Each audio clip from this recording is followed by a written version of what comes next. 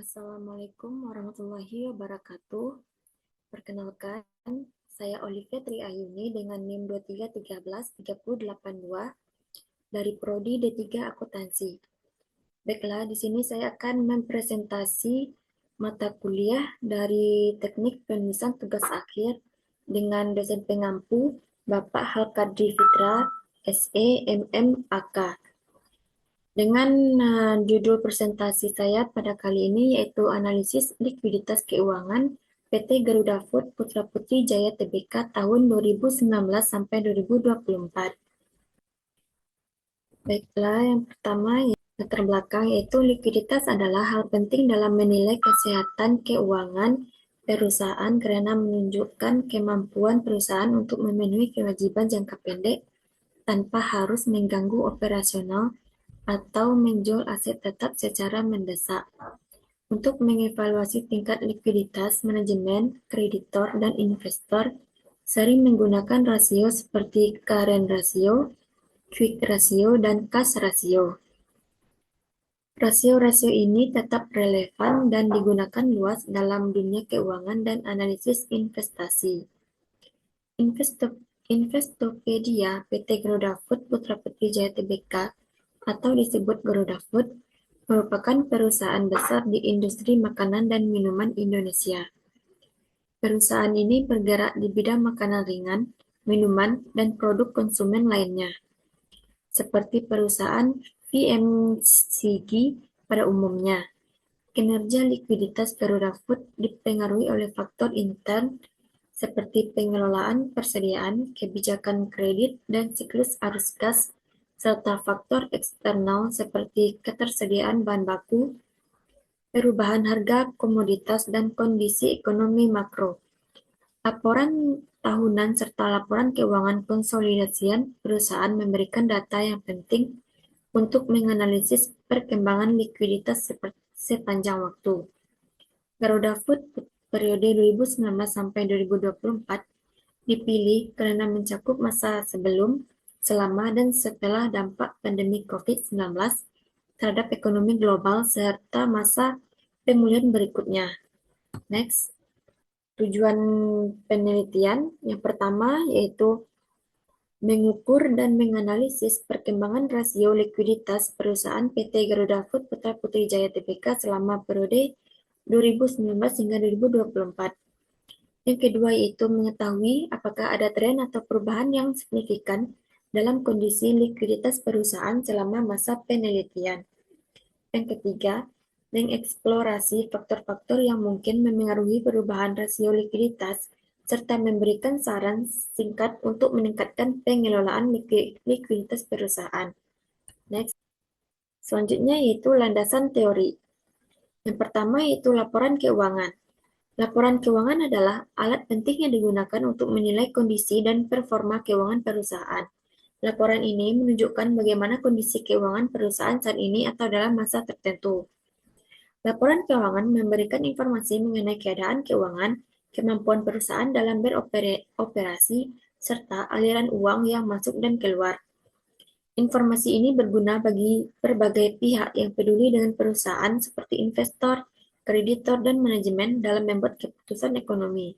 Laporan keuangan yang lengkap terdiri dari beberapa bagian, yaitu neraca, laporan laba rugi, laporan perubahan ekuitas, laporan arus kas, dan catatan atas laporan keuangan. Yang kedua yaitu analisis laporan keuangan. Analisis laporan keuangan adalah proses yang dilakukan secara teratur untuk memahami dan menafsirkan data keuangan agar dapat mengenali kondisi dan keadaan keuangan suatu perusahaan. Beberapa metode yang digunakan dalam analisis laporan keuangan antara lain analisis vertikal, analisis horizontal, dan analisis rasio keuangan. Next. Landasan teori yang selanjutnya itulah rasio keuangan. Rasio keuangan adalah alat yang digunakan untuk mengevaluasi bagaimana perusahaan mengelola keuangannya. Alat ini bekerja dengan membandingkan angka-angka yang terdapat dalam laporan keuangan perusahaan. Rasio keuangan memberikan informasi penting mengenai berbagai aspek keuangan, seperti kemampuan perusahaan menghasilkan laba, kemampuan mencairkan aset, efisiensi dalam menggunakan sumber daya, serta kemampuan menutup hutang. Selanjutnya yaitu likuiditas. Likuiditas adalah konsep penting dalam mengelola keuangan perusahaan yang menunjukkan kemampuan perusahaan untuk memenuhi kewajiban dalam waktu singkat dengan menggunakan aset lancar yang dimiliki. Rasio likuiditas adalah cara untuk menilai sejauh mana perusahaan bisa membayar utang jangka pendeknya. Next, rasio likuiditas. Rasio likuiditas adalah alat analisis yang digunakan untuk mengukur dan mengevaluasi kemampuan perusahaan dalam memenuhi kewajiban keuangan jangka pendek. Rasio ini menunjukkan seberapa baik perusahaan bisa memenuhi kewajiban yang harus dibayar dalam waktu singkat. Adapun beberapa rumus dalam rasio likuiditas yaitu yang pertama yaitu current ratio atau rasio lancar. Rumusnya yaitu current ratio sama dengan aset lancar dibagi liabilitas lancar. Yang kedua yaitu quick ratio atau rasio cepat sama dengan quick ratio sama dengan aset lancar dikurang persediaan dibagi liabilitas lancar. Yang ketiga yaitu cash ratio atau rasio kas. Rumusnya yaitu cash ratio sama dengan kas ditambah setara kas dibagi liabilitas lancar. Selanjutnya yaitu modal kerja atau working capital. Modal kerja adalah bagian penting dalam mengelola keuangan perusahaan yang berkaitan dengan kemampuan perusahaan dalam memiliki uang tunai yang cukup. Tujuan dari manajemen modal kerja adalah memastikan perusahaan bisa terus beroperasi dan memiliki dana yang cukup untuk membayar utang jangka pendek yang jatuh tempo serta biaya operasional yang akan datang. Modal kerja bersih dihitung dengan mengurangi utang lancar dari aset lancar sehingga menunjukkan berapa banyak dana yang tersedia untuk operasi sehari-hari perusahaan. Next. Selanjutnya yaitu industri makanan dan minuman. Industri makanan dan minuman adalah salah satu sektor ekonomi yang penting dan memiliki ciri khas dalam hal kebutuhan modal kerja serta pengelolaan dana tunai. Industri ini biasanya memiliki perputaran stok yang cepat, terutama untuk produk-produk yang memiliki masa pakai terbatas. Selanjutnya yaitu masuk ke dalam pembahasan. Yang pertama yaitu current ratio atau rasio lancar, di mana dapat kita lihat nilai laporan dari current ratio di tabel ini untuk tahun 2019 sampai tahun 2024. Analisisnya itu pada tahun 2019 rasio ini sebesar 1,53 kali, kemudian naik menjadi 1,75 kali di tahun 2020. Kenaikan ini menunjukkan bahwa pertumbuhan aset lancar lebih cepat dibandingkan pertumbuhan kewajiban lancar, yang mungkin mencerminkan sikap hati-hati manajemen selama masa pandemi. Namun, pada tahun 2021, rasio ini turun tajam menjadi 1,48 kali, karena kenaikan kewajiban lancar yang signifikan meskipun aset lancar juga meningkat. Tren likuiditas perusahaan kemudian membaik mencapai titik tertinggi pada 1,78 kali di tahun 2023, yang menunjukkan kondisi keuangan yang kuat dan kemampuan untuk melunasi utang secara efektif. Namun pada tahun 2024, likuiditas mengalami penurunan terbesar dalam seluruh periode analisis, dengan rasio lancar turun menjadi 1,37 kali. Penurunan ini perlu diwaspadai karena diakibatkan oleh kenaikan kewajiban lancar yang sangat besar sebesar 780,56 miliar, yang tumbuh jauh lebih cepat dibandingkan pertumbuhan aset lancar. Ini menunjukkan bahwa perusahaan mungkin telah menggunakan utang jangka pendek secara agresif. Sebelumnya, untuk mendapatkan nilai current ratio ini untuk setiap tahunnya, yaitu dapat kita lihat tadi rumus current ratio itu yaitu aset lancar dibagi liabilitas lancar. Next. Yang kedua itu quick ratio atau rasio cepat. Dan dengan analisisnya yaitu pada tahun 2019 rasio ini berada di tingkat 0,92 kali, yang berarti perusahaan perlu sedikit mengandalkan penjualan persediaan untuk menutupi kewajiban jangka pendeknya. Namun pada tahun 2020 rasio ini turun tajam menjadi 0,34 kali. tahun 2021 menunjukkan adanya pemulihan yang kuat, di mana rasio kembali naik menjadi 0,91 kali, sehingga kondisi likuiditas perusahaan kembali mendekati tingkat sebelum pandemi. Pemulihan terus berlanjut hingga tahun 2022 dan 2023, dengan rasio masing-masing mencapai 1,05 kali dan 1,10 kali. Namun tren tersebut berubah drastis pada tahun 2024, di mana rasio cepat menurun tajam menjadi 0,83 kali. Ini merupakan penurunan kedua terendah dalam rentan analisis, yang mengindikasikan adanya kenaikan liabilitas lancar dan tidak diimbangi oleh peningkatan aset paling likuid seperti kas, setara kas, dan piutang. Akibatnya, perusahaan kembali harus mengandalkan penjualan persediaan untuk memenuhi kewajiban jangka pendeknya. Next, yang ketiga yaitu cash ratio atau rasio kas. Analisisnya itu pada tahun 2019, rasio berada di angka 0,74 kali, artinya perusahaan memiliki 74% kas dan setara kas untuk setiap Rp1 hutang jangka pendek. Ini menunjukkan posisi likuiditas yang memadai. Tahun 2020, rasio naik tajam menjadi 1,30 kali. Kenaikan besar ini menunjukkan jumlah kas dan setara kas melebihi total liabilitas lancar. Ini mungkin dilakukan sebagai strategi untuk menyiapkan likuiditas tambahan menghadapi ketidakpastian akibat pandemi. Walaupun ada sedikit penurunan pada tahun 2021 menjadi 1,02 kali, perusahaan tetap mempertahankan rasio di atas 1,0 kali, yang menunjukkan kemampuan berbayar utang jangka pendek secara instan.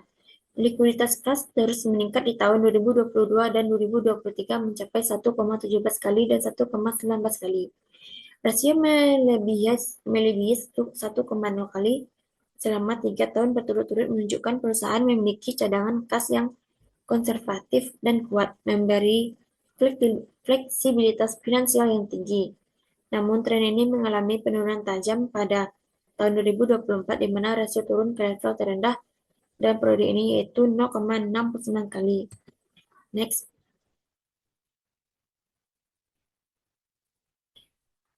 Selanjutnya yaitu perubahan tren atau fluktuasi yang signifikan dalam likuiditas PT Garuda Food Putra Putri Jaya Tbk. Yang pertama yaitu fase stabilitas awal tahun 2019 sampai 2020 yang terjadi pada awal pandemi COVID-19, akhir 2019 dan 2020. Rasio lancar dan rasio cepat perusahaan tetap stabil atau cenderung meningkat. Yang kedua yaitu fluktuasi dan pemulihan tahun 2021 sampai 2023. Total 2021 menunjukkan titik fluktuasi penurunan, di mana current ratio kembali ke 1,5 dan quick ratio di bawah 1,0. Hal ini mungkin mencerminkan peningkatan investasi pada persediaan atau penggunaan utang lancar untuk mendanai operasional.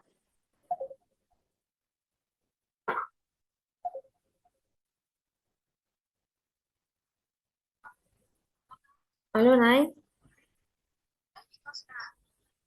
Lah, apa tuh?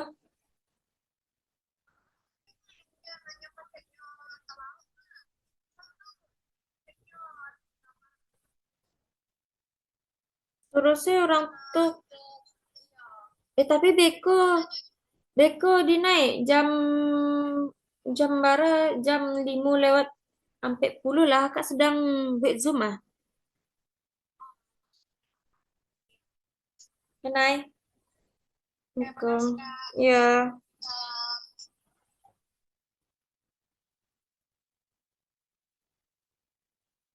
Ini tadi.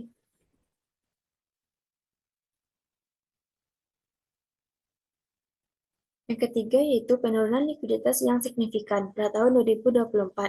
Pada tahun 2024 terjadi penurunan tajam rasio lancar dan rasio cepat, yang menjadi fluktuasi paling besar dalam periode analisis. Current rasio turun menjadi 1,3 kali dan quick ratio menjadi 0,8 kali, meskipun cash ratio selama 2021 sampai 2023 sangat kuat. Penurunan rasio cepat di bawah 1,0 pada 2024 memerlukan perhatian khusus. Next. Selanjutnya itu faktor-faktor yang mempengaruhi rasio likuiditas. Faktor yang pertama yaitu faktor internal, pengelolaan modal kerja dan siklus kas. Kebijakan dalam mengurus piutang usaha dan persediaan berpengaruh langsung terhadap aset lancar, kebijakan masih lancar, yaitu selanjutnya kebijakan pendanaan jangka pendek. Jika utang lancar seperti utang usaha atau utang bank jangka pendek bertambah signifikan tetapi aset lancar tidak meningkat secara seimbang, maka semua rasio likuiditas akan menurun. Selanjutnya yaitu strategi investasi. Keputusan manajemen untuk menyimpan banyak kas terlihat dari tingginya kas rasio pada 2021 sampai 2023 membuat likuiditas perusahaan lebih kuat dan memberikan keamanan terutama di masa-masa tidak pasti. Selanjutnya itu faktor eksternal. Kondisi ekonomi makro periode 2020 sampai 2021. Pandemi COVID-19 2020 sampai 2021 membuat ekonomi tidak pasti. Inflasi dan harga komoditas. Industri makanan dan minuman sangat sensitif terhadap harga bahan baku seperti gandum, gula, dan minyak sawit. Tingkat suku bunga.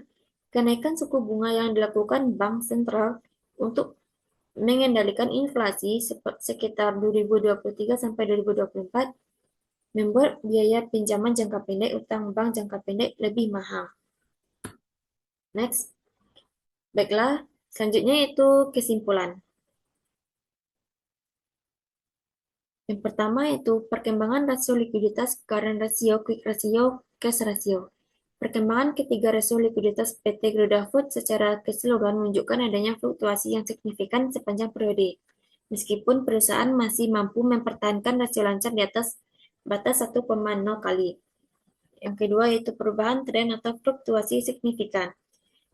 Ya, terjadi perubahan tren dan fluktuasi signifikan dalam tingkat likuiditas PT Garuda Food selama periode 2019 sampai 2024.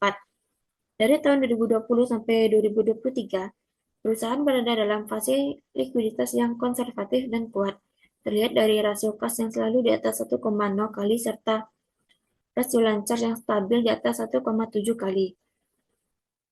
Selanjutnya itu faktor-faktor yang mempengaruhi likuiditas. Perubahan dalam rasio likuiditas dipengaruhi oleh beberapa faktor, baik dari dalam maupun luar perusahaan. Selama periode yang dianalisis, yang pertama faktor internal, faktor yang berasal dari dalam perusahaan terutama berkaitan dengan cara pengelolaan kas dan pendanaan. Pada tahun 2020, rasio kas mencapai 1,30 kali, menunjukkan keputusan manajemen untuk menyimpan lebih banyak kas sebagai bentuk antisipasi menghadapi pandemi. Yang kedua yaitu faktor eksternal. Pandemi COVID-19 pada tahun 2020 mempengaruhi likuiditas dengan mendorong perusahaan untuk menyimpan lebih banyak kas. Next. Baiklah, cukup sekian yang dapat saya presentasikan. Terima kasih sebelumnya Bapak. Assalamualaikum.